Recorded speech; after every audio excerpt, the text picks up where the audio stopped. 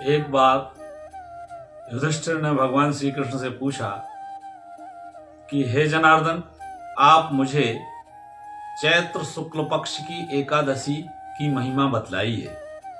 तब भगवान श्री कृष्ण ने पद्म पुराण के उत्तरखंड में वर्णित राजा दिलीप और महर्षि वशिष्ठ का प्रसंग सुनाते हुए कहा कि चैत्र माह के शुक्ल पक्ष की एकादशी को कामदा एकादशी कहते हैं। यह एकादशी अत्यधिक महिमावान है। एक बार नागपुर नामक नगर में, जिसे भोगीपुर के नाम से भी जाना जाता है, वहां पुंडरीक नाम का नाग राजा राज्य करता था। वह अपनी संगीत की सभा में अनेक गंधर्वों के माध्यम से नृत्य, गायन और वादन का अवलोकन कर रहा था। उसमें एक ललित नामक गंधर्व नृत्य कर रहा था और नृत्य करते करते उसे अचानक अपनी पत्नी का स्मरण हो आया और वह सारे राग, तान, संगीत की लय इत्यादि भूल गया और उसके नृत्य में बाधा हुई। तब राजा ने उसे शाप दिया कि तुम प्रेत योनि को प्राप्त करोगे। जब ललित नाम के गंधर्व की पत्नी, जिसका नाम ललिता था, उसे इस बात की सूचना मिली तो बड़ी दुखी हुई।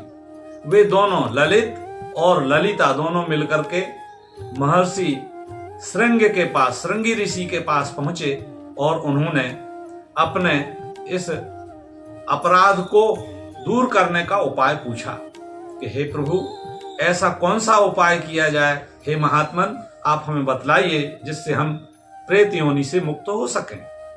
तब श्रृंगी ऋषि ने चैत्र शुक्ल पक्ष की एकादशी का व्रत करने का उपाय बतलाया।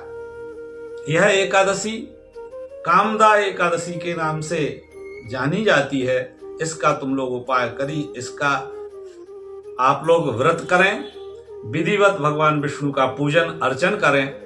इससे निश्चय ही आपका प्रेत योनि का जो शाप है वह दूर हो जाएगा।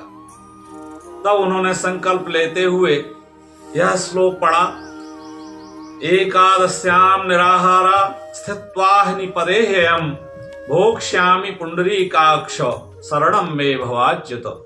हे पुंडरीकाक्ष जनार्दन भगवान विष्णु, हम लोग एकादशी का व्रत निराहार रहकर अथवा फलाहार के माध्यम से रखना चाहते हैं, आपकी उपासना करना चाहते हैं। आप हम लोगों को अपनी शरण में ले लीजिए।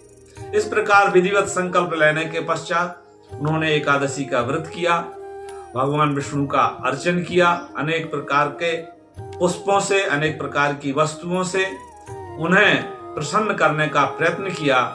और जब भगवान विष्णु प्रसन्न हुए तब उन्हें प्रेत योनि से मुक्ति की जो उनकी कामना थी वह कामना पूर्ण हो गई।